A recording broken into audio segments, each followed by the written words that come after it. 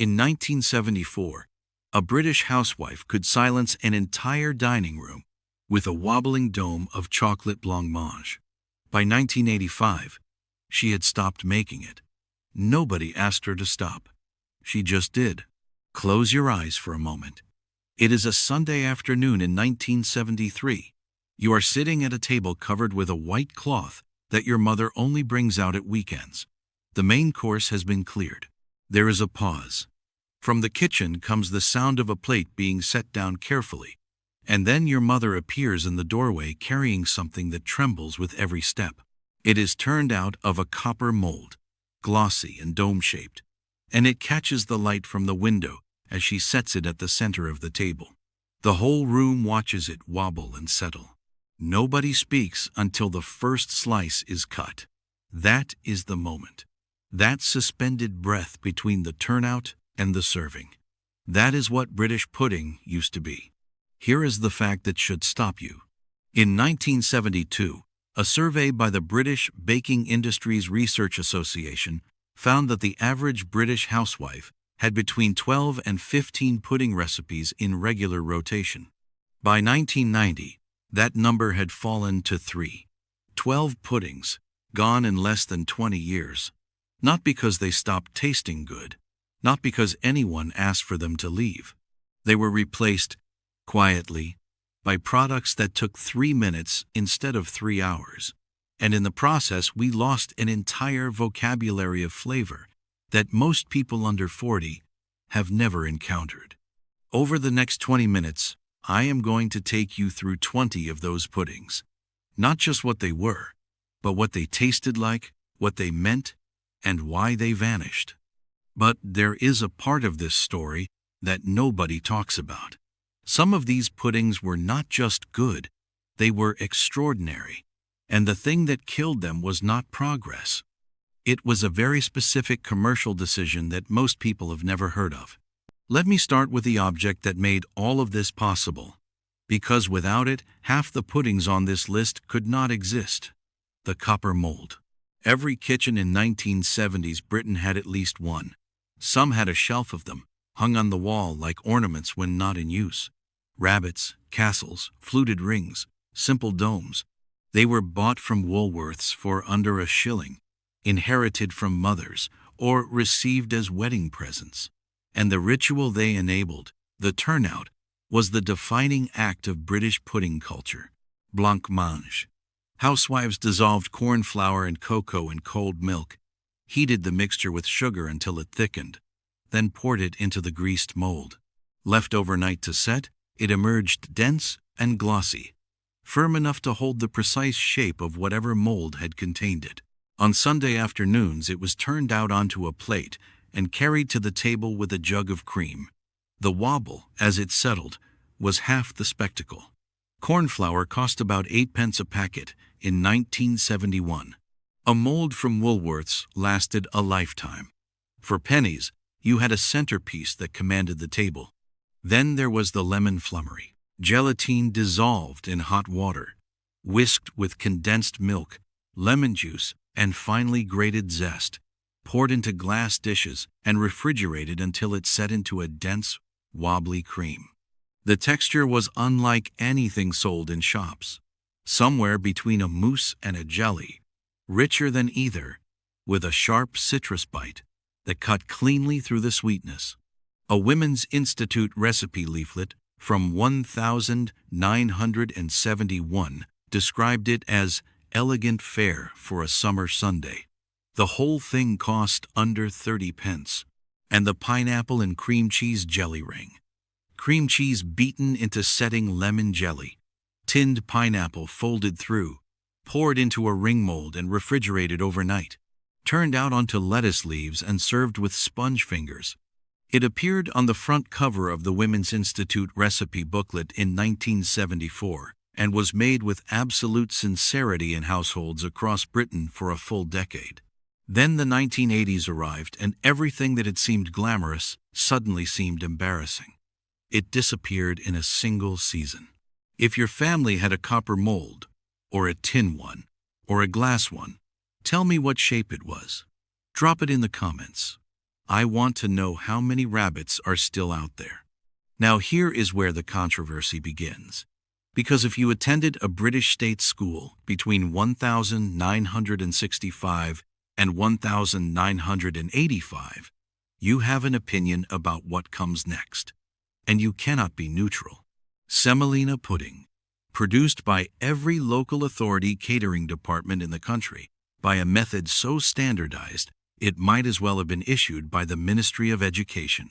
Coarse semolina grains simmered in full-fat milk with sugar until they swelled into a pale, granular porridge, poured into aluminium trays and delivered to the table in portions, each with a red jam crater at the center. The combination of textures provoked strong reactions among children. But here is the thing nobody says. Adults who made semolina at home made it differently. Less milk, more cooking time. A knob of butter stirred in at the end. Fresh nutmeg grated on top. Made this way, it was something else entirely. Creamy, yielding, almost nutty. The institutional version that entire generations recoil from was a corruption, not the real thing. Tapioca. Children called it frog spawn. The name stuck because it was accurate. Small white pearls of tapioca starch simmered in sweetened milk until they became translucent bubbles suspended in pale liquid. By 1972, a survey by the National Schools Catering Advisory Committee found tapioca to be the single most unpopular pudding in British state schools, cited unfavorably by more than 6 in 10 primary pupils. Yet made properly, at home, with full-fat Jersey milk, stirred slowly, and finished with cream and brown sugar, tapioca was genuinely excellent. Silky, clean, deeply comforting. The school dinner version drove it from British kitchens by the end of the 1970s. Most supermarkets no longer stocked the ingredient. The frog spawn comparison turned out to be fatal. Junket. Rennet tablets dissolved in warm sweetened milk, poured into shallow dishes, and left to set at room temperature. A quivering, barely there milk gel, with the consistency of very soft tofu and the flavor of not very much. School dinner registers from the period record junket as a fixture from September through December. When convenience desserts flooded the market in the mid-1970s, junket's virtue of cheapness was no longer virtue enough. Supermarkets stopped stocking rennet tablets in the 1980s. And then there was butterscotch tart, the pudding that demands an apology from someone in government. School dinner kitchens produced a butterscotch slab of such extreme density it required structural engineering to portion. Forks bent at unusual angles. Yet made properly at home, with good butter, dark muscovado, and just enough cream to prevent oversetting, it was sensational. The school version was overcooked, overset, and underfunded. It destroyed the reputation of something that deserved considerably better. Okay, I need to settle this once and for all. Which was worse, school semolina or school tapioca? I have got my answer, but I want yours. Comments, now. And this is the detail that changes everything. Let me tell you about a woman named Jean Thornton. Jean was a home economics teacher in Harrogate who entered the Yorkshire Federation of Women's Institute's annual pudding competition every year from 1968 to 1981. She won 7 times. Her signature was Charlotte Russe, the pudding that separated the competent from the confident. A tin or glass mold was lined with sponge fingers standing upright like a pale fence. The cavity was filled with a set Bavarian cream, whipped cream, egg custard, and gelatin, flavored with vanilla and a tablespoon of sherry. Refrigerated for 4 hours. Then came the turnout. The mold lifted slowly. The pudding revealed intact and gleaming, the sponge fingers forming a neat wall around a trembling ivory tower. Raspberries arranged on top completed the picture. Jean's granddaughter, a woman named Claire, told a food history podcast in 2021 that Jean practiced the turnout the way a musician practices scales. She would make Charlotte Russe on a Tuesday, turn it out, examine the result, note what went wrong, and try again on Thursday. The sponge fingers had to stand perfectly vertical. The cream had to hold its shape without a single crack. The fruit had to look placed, not dropped. A packet of sponge fingers cost 14 pence in 1975. The cream and gelatin added perhaps another 20 pence. For under 40 pence, Jean made something that looked genuinely professional. Women who made Charlotte Russe regularly were spoken of with particular admiration in the neighborhood. "She does a Charlotte Russe," neighbors would say, in a tone that settled the matter of social standing entirely. When commercial gâteaux and cheesecakes made the effort seem disproportionate, Charlotte Russe retreated from British kitchens. By 1985, it had all but vanished. John Thornton died in 2009. Claire still has the mold. If you knew a woman like Jean, someone whose pudding was famous in the neighborhood, tell me about her in the comments. I want to hear those names. Let me take you somewhere most videos about 1970s food never go. Let me tell you what these puddings actually tasted like when they were made properly.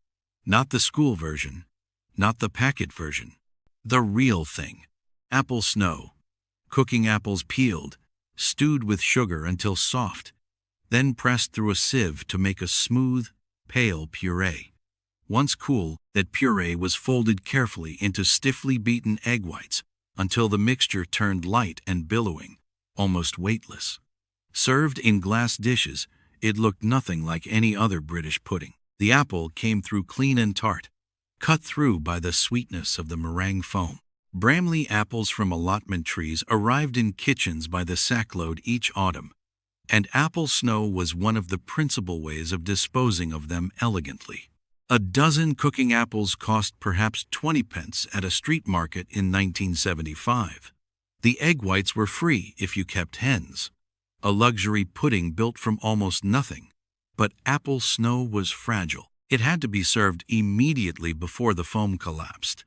That demand for immediacy made it unsuitable for a decade increasingly seduced by puddings you could make the day before. Cabinet pudding.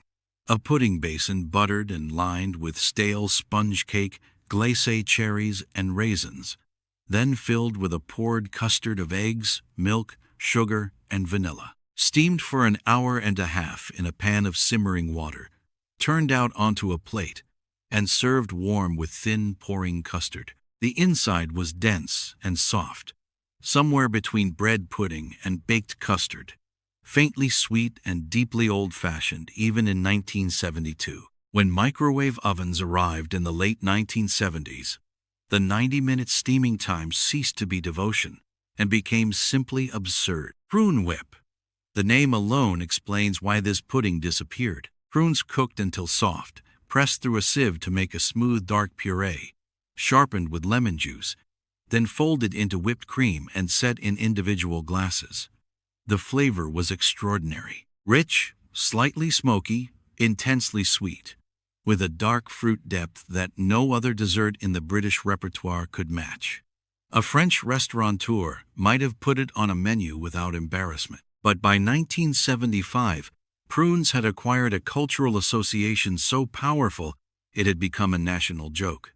The whip vanished from cookbooks by 1980, a casualty not of flavor, but of reputation. This is the part where everyone over 50 is nodding. If you remember the taste of any of these, really remember it, type which one in the comments. I want to know which flavors survived in memory. But while all this was happening in Sunday kitchens and school canteens, something else was going on in the front room. Because the 1970s was the decade of the dinner party, and the dinner party demanded a pudding that performed. The Mandarin Orange Gâteau, assembled in half an hour from a fatless sponge, a tin of mandarin oranges in syrup, and a pint of dream topping whipped stiff. The sponge was split, soaked in mandarin syrup, layered with dream topping and orange segments, reassembled, and coated entirely with more cream. The remaining fruit arranged decoratively on top. A fatless sponge mix cost 12 pence. The mandarin tin cost 14 pence. Dream topping cost 9 pence. A gâteau for 35 pence that looked like it had come from a continental patisserie. When real double cream became affordable for ordinary households in the late 1970s, Dream Topping's synthetic quality became suddenly impossible to ignore.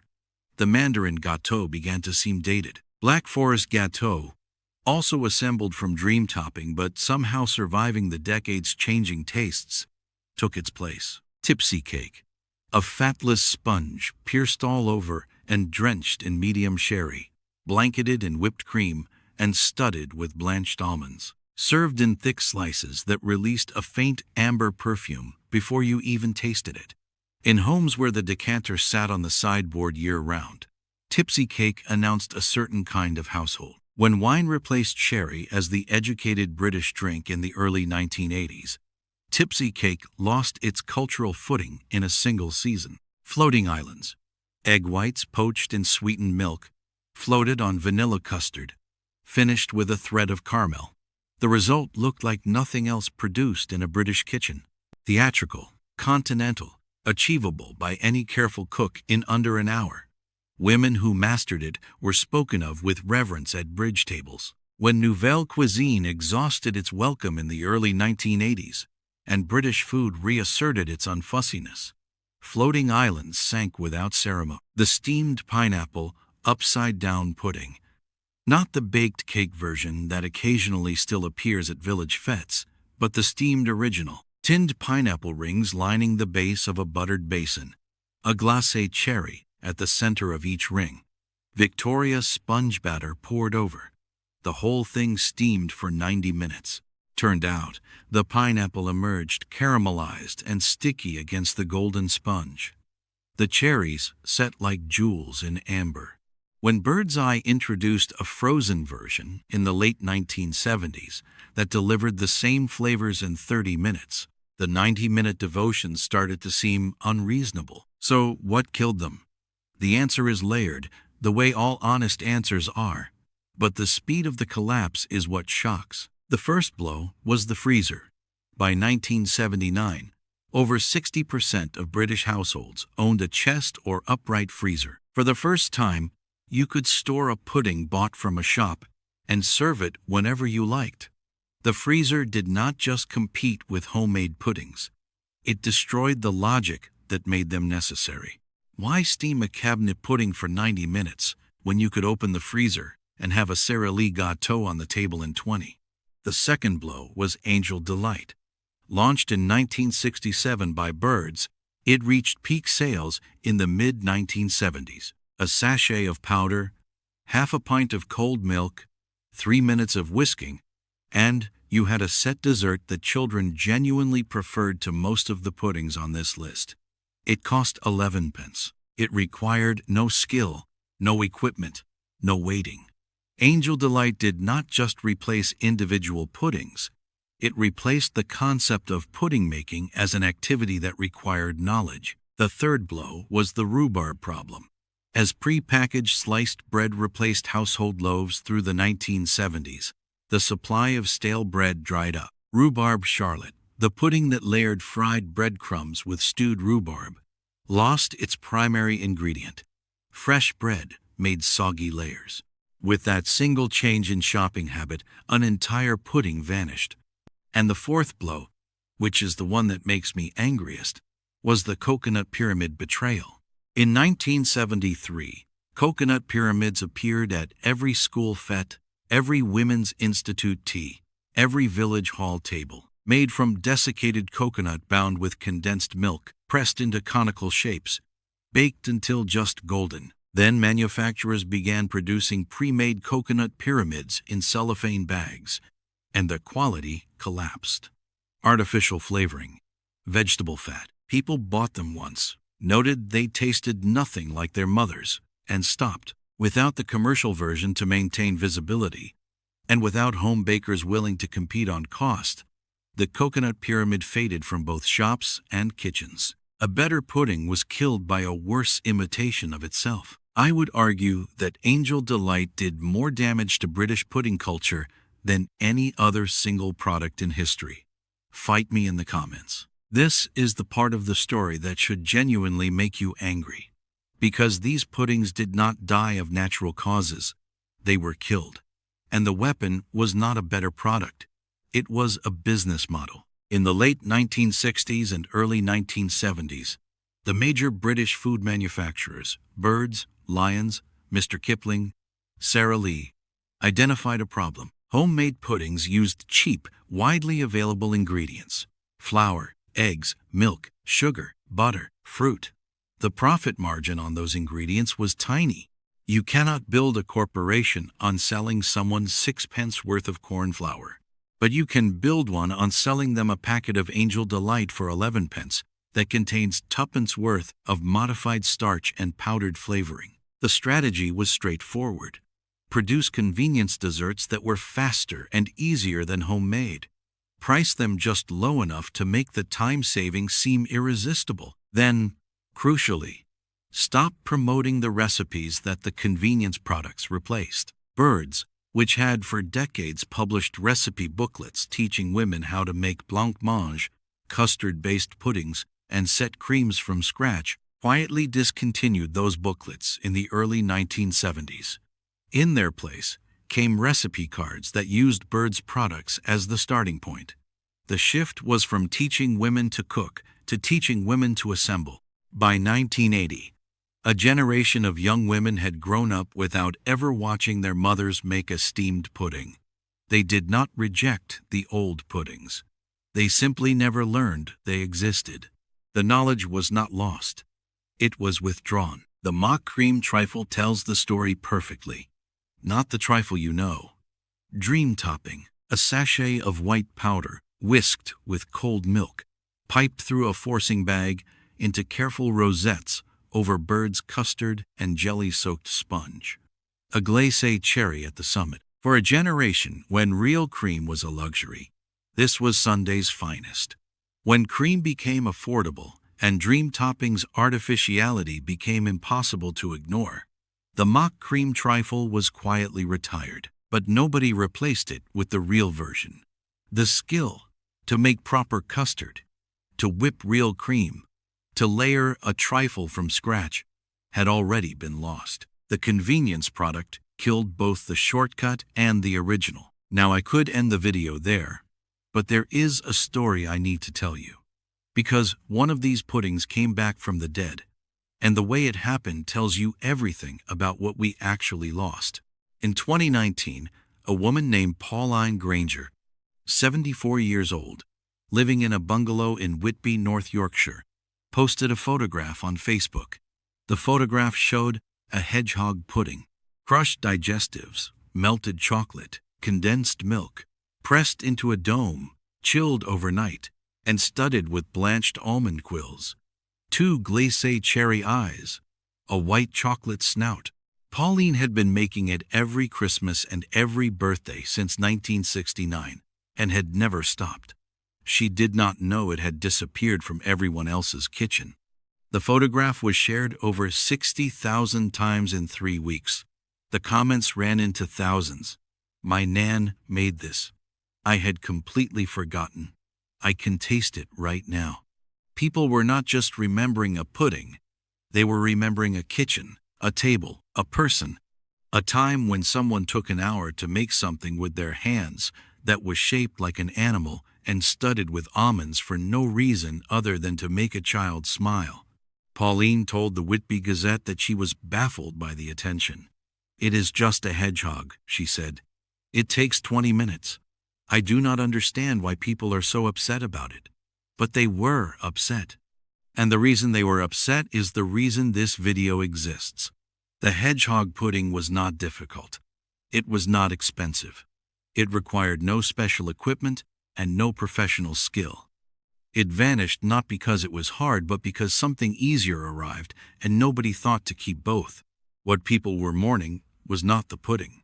It was the 20 minutes. The act of standing in a kitchen and making something with your hands that would make someone happy. The hedgehog was proof that the old puddings did not require devotion. They required presence. And presence was the thing we traded away. If your Nan or your mum made a hedgehog pudding, or any pudding that she made every single time without fail, I want you to name it in the comments. Not the recipe, the name she called it. Because that is what matters. And here is the part that ties everything together. Something has been happening in the last 3 or 4 years that Birds and Mr. Kipling did not see coming. Vintage copper jelly molds are selling on eBay and at antique fairs for 10, 20, sometimes £30 each. They were worth pennies 5 years ago.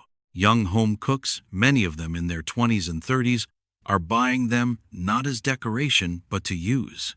Blancmange recipes are circulating on Instagram and TikTok with view counts in the millions.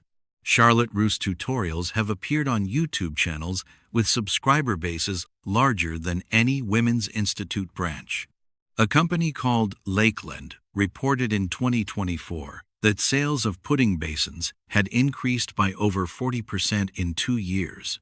The convenience dessert market is not shrinking, but something is growing alongside it that the manufacturers cannot control. People are rediscovering that a pudding made from scratch, turned out of a mold, carried to the table trembling, is not just food. It is an event. And events, it turns out, are the one thing a sachet of Angel Delight cannot replicate. I started this video with a Sunday afternoon in 1973. A white tablecloth, a copper mold, a pudding carried from the kitchen in 2 careful hands, the whole room watching it wobble and settle. We did not lose those puddings because they stopped tasting good. We lost them because someone worked out that selling us a packet of powder was more profitable than teaching us to cook. And for 40 years, we paid for the convenience with something we did not know we were spending. The knowledge of how to make something beautiful from almost nothing. But here is what gives me hope. Knowledge like that does not actually die. It hides in the muscle memory of a 74-year-old woman in Whitby who never stopped making a hedgehog. It hides in the copper mold hanging on a kitchen wall that someone bought last Tuesday from an antique fair because it looked like it deserved to be used again. It hides in the moment when someone turns out a blancmange for the first time, watches it wobble, and thinks, why did we ever stop doing this? What is one pudding from your childhood that you wish someone would make for you right now? Tell me in the comments. I read every single one. And if you want to keep exploring the food and the kitchens and the traditions that somebody quietly took away, subscribe. I have got a video coming about the lost school dinners of 1970s Britain that I think is going to make you feel things you were not expecting. Speaking of school dinners, you should see what I found about the canteen ladies who ran those kitchens. That story is going to surprise you.